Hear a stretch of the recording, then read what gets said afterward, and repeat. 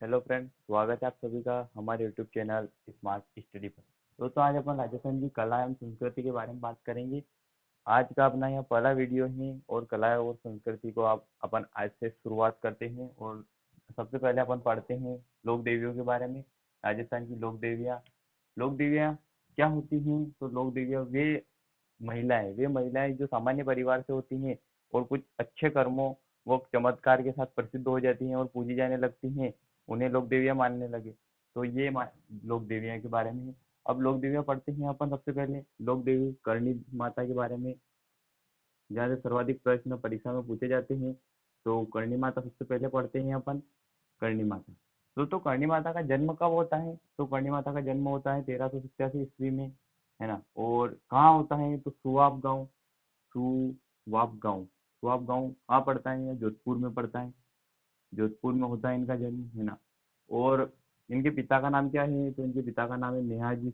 मेहाजी इनके पिता का नाम है। और इनकी जाति क्या है करणी माता की? तो चारण जाति है इनकी। और इनके गोत्र है किनिया। कौन सी? किनिया। किनिया। आपको ये भी पता होगा कि चारण जाति के जो लोग हैं वो कोलायत झील बीकानेर में स्नान नहीं करते हैं या कोलायत कपिल मुनि के मेले में नहीं जाते हैं। तो उसका कारण क्या है वो भी अभी अपनों को पता चलेगा, है ना। तो ये इनकी गोत्र हैं। और इनके बारे में देखें तो इनकी आराध्य देवी है तेमड़ा ताई। कौन है? तेमड़ा ताई। तेमड़ा ताई आयड़ माता जो है ना, आयड़ माता जो हिंगलाज माता का ही एक रूप है, मतलब कि अवतार है। तो वो आयड़ माता को ही तेमड़ा ताई कहा जाता है। क्यों कहा जाता है? क्योंकि उनका मंदिर तेमड़ा भाकर पर बना हुआ है, इसीलिए उनको तेमड़ा ताई कहा जाता है। और तेमड़ा ताई किसकी लोग आराध्य देवी है?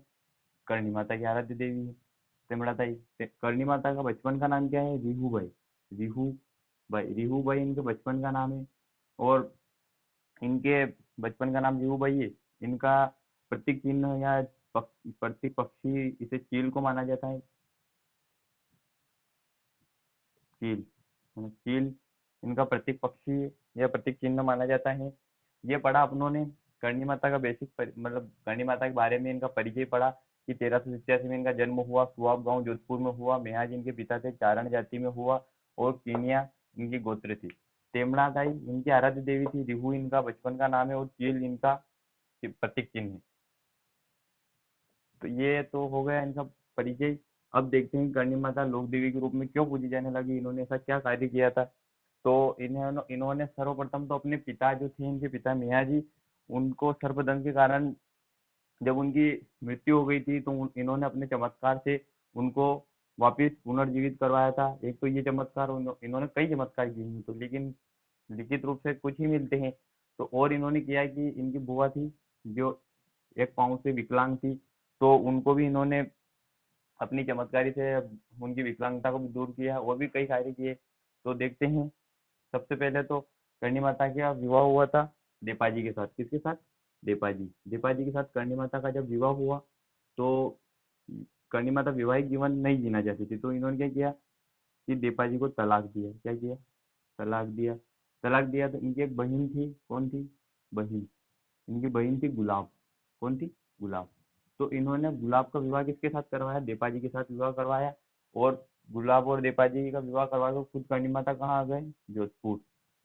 जोधपुर आ गए। जोधपुर में यह राव जोधा से मुलाकात हुई इनकी। तो राव जोधा इनकी चमत्कारी से प्रभावित थे, तो उन्होंने इनको अपने महल में आश्रय दिया। महल में रहते समय इन्होंने राव जोधा की भी कई प्रकार से सहायता की। सबसे पहले तो इन्होंने राव जोधा ने जब 12 मई 1459 को मेहरानगढ़ दुर्ग की नींव रखी थी। मेहरानगढ़ दुर्ग की नींव कहाँ रखी थी? चिड़िया चुप पहाड़ी पर। चिड़िया पहाड़ी पर, है ना, चिड़िया चुप पहाड़ी पर। ये सबसे पहले ये राव जोधा कहाँ रखने रखने की सोच रहे थे? मसूरिया पहाड़ी। मसूरिया मसूरिया पहाड़ी पर रखने की सोच रहे थे। लेकिन करणी माता ने इनको सुझाव दिया कि यहाँ पेयजल की कमी है, पेयजल की आवश्यक पूर्ति नहीं हो पाएगी, इसी कारण चिड़िया चुप पहाड़ी पर रखा गया मेहरानगढ़ दुर्ग की नींव। मेहरानगढ़ दुर्ग की नींव में देखते हैं तो इनकी इस नींव में है ना दो व्यक्तियों को ये चुनवाया गया था। कौन कौन थे ये? एक तो था राजा राम राजा राम कढ़ाई राजा राम कढ़ाई। और एक और था, कौन था एक और? मेहर सिंह। मेहर सिंह। कौन था? मेहर सिंह। तो इन दो व्यक्तियों को जिंदा चुनवाया गया था। किस कारण? क्योंकि यहाँ एक यूं भी कहा जाता है कि मेहरानगढ़ दुर्ग की दीवारें बार बार गिर रही थी, सही से टिक नहीं पा रही थी, उसके कारण कहा गया है कि दो व्यक्तियों को जिंदा चुनवाए जाने पर यह ठीक से बन जाएगा। और यूं भी कहा जाता है कि एक ब्राह्मण रहता था चिड़ियाचुप पहाड़ी पर, चिड़िया नामक ब्राह्मण, जिसके श्राप से यहाँ वर्षा नहीं हो रही थी, तो उसी कारण इन दोनों को जिंदा चुनवाया गया। तो ध्यान रखना अपने को तो बस कि ये दो व्यक्ति थे जिनको जिंदा चुनवाया गया। और भी है कि यहाँ चेता नामक ब्राह्मण की भी वर्षा के कारण ही जोधपुर के शासक राव जोधा ने चेता नामक ब्राह्मण ने अपनी ही इच्छा से गलेजे की आहुति दी थी, जिसके कारण वहाँ वर्षा हुई थी। ये भी माना जाता है। ये तो हिस्ट्री का क्वेश्चन था, आपने करणी माता के बारे में पढ़ रहे हैं, तो करणी माता राव जोधा के साथ राव जोधा करणी माता के आशीर्वाद से राव जोधा मेहरानगढ़ दुर्ग की नींव रखी। और फिर जब राव जोधा का पांचवा पुत्र था राव बीका, पांचवा पुत्र कौन था? बीका। बीका जब जोधपुर से बीकानेर जाता है, मतलब कि बीकानेर की स्थापना तो बाद में हुई थी, पहले इसने बीकानेर राज्य की स्थापना की। कब? बीकानेर राज्य। बीकानेर राज्य बसाया, कब बसाया? तो 1465 में बसाया। कहाँ इसकी राजधानी किसको बनाया सबसे पहले उसने? राव बीका ने। तो कोडमदेसर को बनाया था, कोडमदेसर, कोडमदेसर को बनाया। तो यह और 1488 में बीकानेर राज्य की स्थापना की। बीकानेर बीकानेर राज्य की स्थापना कब की? 1488 में बीकानेर राज्य की स्थापना की। और 1465 में बीकानेर राज्य बसाया, कोडमदेसर को राजधानी बनाया। ये भी करणी माता के ही आशीर्वाद से राव बीका ने काम किया था, है ना। तो राव बीका जब करणी माता को जोधपुर से अपने साथ वहां ले गए बीकानेर सुझाव के लिए, तो ये कुछ करवाया उन्हीं को आशीर्वाद से सब हुआ। अब करणी माता जब जोधपुर से राव बीका के साथ वहां जाते हैं, कहाँ? बीकानेर। बीकानेर जाते हैं कोडमदेसर। तो यहाँ अपने जो इनका बहन थी गुलाब और देपाजी, देपाजी जो इनके जीजा थे बाद में, पहले तो देपाजी देपाजी और गुलाब, इनसे जो पुत्र की प्राप्ति होती है, किसकी? लक्ष्मण। लक्ष्मण इसको लेकर के करणी माता बीकानेर चले जाते हैं, वहीं पर रहते हैं। तो एक बार क्या होता है कि करणी माता और लक्ष्मण दोनों कोलायत जाते हैं, कोलायत कोलायत झील में, जो कपिल मुनि के मेले में। तो वहां पे क्या होता है कि लक्ष्मण जब स्नान कर रहा होता है इस झील में, कोलायत झील में, तो पैर फिसलने या किसी घटना के कारण उसमें डूबने से लक्ष्मण की मृत्यु हो जाती है। और करणी माता अपने आशीर्वाद मतलब अपने चमत्कारों से लक्ष्मण को पुनर्जीवित नहीं करवा पाती है, जिसके कारण करणी माता ने श्राप दिया था कि यहाँ पर चारण जाति के लोग न तो स्नान करेंगे कोलाय झील में और न ही इस मेले में जाएंगे। तो तभी से यह प्रचलित है कि वहाँ चारण जाति के लोग इस मेले में जाते भी नहीं है और वहाँ पे भाग भी नहीं लेते हैं। तो यह इसी कारण हुआ था, लक्ष्मण की मृत्यु के कारण करणी माता ने श्राप दिया। अब लक्ष्मण की मृत्यु के बाद करणी माता सबसे पहले आते हैं देशनोक बीकानेर में नेहड़ी नामक स्थान पर। कहाँ? देशनोक बीकानेर में नेहड़ी नामक स्थान पर। कहाँ? जाल वृक्ष के नीचे, जाल वृक्ष के नीचे। और यहीं पे अपनी आराध्य देवी तेमड़ाताई की आराधना में लीन हो जाते हैं। तभी आते हैं कुछ समय पश्चात राव बीका। राव बीका आकर के राव बीका कौन आते हैं? राव बीका। राव बीका आकर के करणी माता से कहते हैं कि जैसलमेर के शासक इनको सही से रहने नहीं दे रहे हैं और यहाँ परेशान कर रहे हैं। तो तभी करणी माता यहाँ से जाते हैं कहाँ? दियात्रा गांव।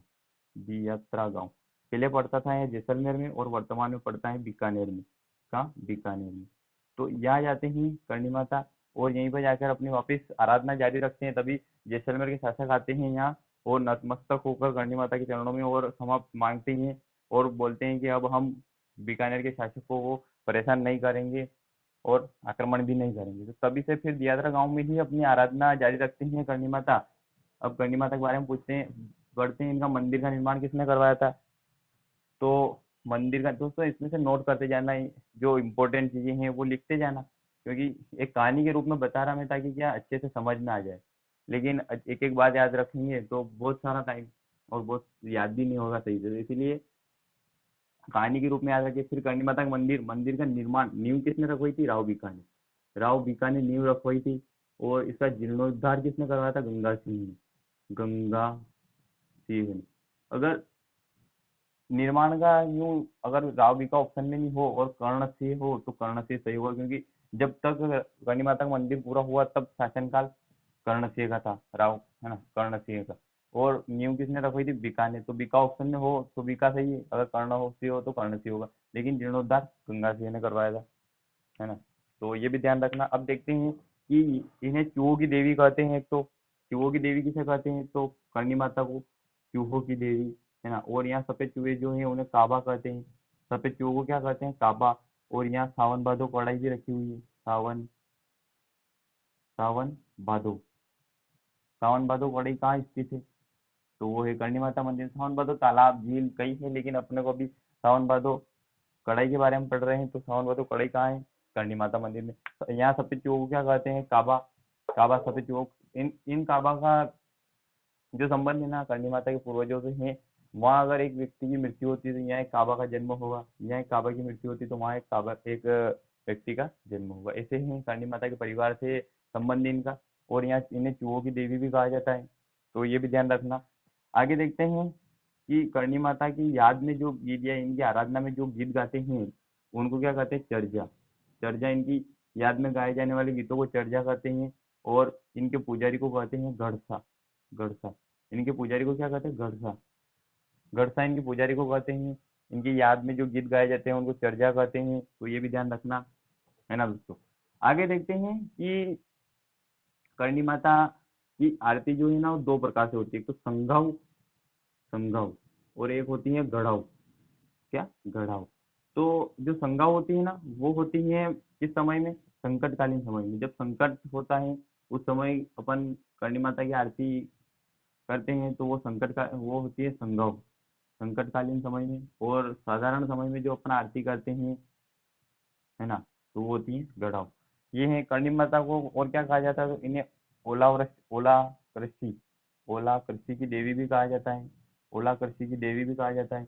इनके मंदिर को मठ कहा जाता है ना। करणी माता, अगर प्रश्न पूछा जाए करणी माता के मंदिर को क्या कहा जाता है? मठ कहा जाता है। करणी माता किस प्रकार की कृषि की देवी है? तो ओला कृषि की देवी।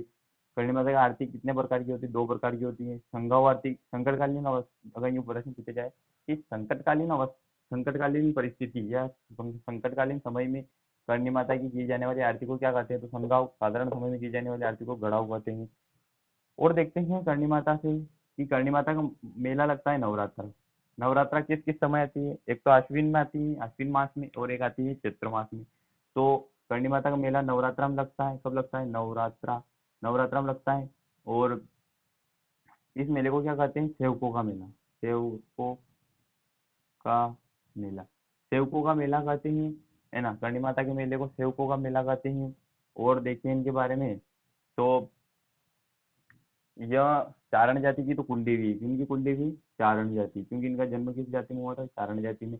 और आराध्य देवी है बीकानेर के राठौड़ों की, बीकानेर के राठौड़ों की, राठौड़ों की आराध्य देवी है। और चारण जाति की कुल देवी। अब बीकानेर के राठौड़ों की आराध्य देवी कौन है? करणी माता। तो जैसल ये जोधपुर है ना, जोधपुर के राठौड़ों की आराध्य देवी, जोधपुर के राठौड़ों की आराध्य देवी कौन है? चामुंडा माता। चामुंडा माता। जहाँ 30 सितंबर को वो हुआ था, भगदड़ के कारण 216 लोगों की मृत्यु हुई थी मेहरानगढ़ दुर्ग में, वही चामुंडा माता जोधपुर के राठौड़ों की आराध्य देवी है। बीकानेर के राठौड़ों की आराध्य देवी करणी माता है। और राठौड़ों की कुल देवी पूछा जाए अगर अपने को, अगर यूँ पूछा जाए कि राठौड़ों की कुल देवी कौन है, तो राठौड़ों की कुल देवी है नागणेचा माता। नागणेचा माता, है ना, नागणेचा माता अपने राठौड़ों की कुल देवी। तो ये भी ध्यान रखना। अब देखते हैं अपन कि करणी माता जहाँ दियात्रा गांव में ही थे। दियात्रा गांव कहाँ पड़ता है? बीकानेर में। और ये गिनेरू की तलाई है ना, गिनेरू, गिनेरू की तलाई, गिनेरू की तलाई के पास ही ये अपनी आराधना जारी रखते हैं। और यहीं पर इनके मृत्यु होती है। कब? ये अपने प्राण त्याग देते कब? 151 वर्ष की आयु में। लगभग 1538 में ये अपने प्राणों को त्याग देते हैं। इनका जन्म होता है 1387 में। 1387 में इनका जन्म होता है। 1538 में यह अपने प्राण त्याग देते हैं। 151 वर्ष की में आयु में यह अपने प्राण त्यागते हैं। और यात्रा गांव गिनेरू की तलाई बीकानेर में अपने प्राण त्यागते हैं। तो ये है इनके बारे में दोस्तों। करणी माता के बारे में पढ़ा अपनों ने बहुत कुछ, जो भी परीक्षा की दृष्टि से इम्पोर्टेंट थे। और भी अपन ऐसे ही हर एक लोक देवी के बारे में पढ़ेंगे और फुल डिटेल में चर्चा करेंगे। दोस्तों चैनल को सपोर्ट करें, सब्सक्राइब करें और वीडियो को ज़्यादा से ज़्यादा शेयर करें ताकि सभी बच्चे इसको देख पाएँ, जो वीडियो बनाई गई उसका सही सदुपयोग हो पाए।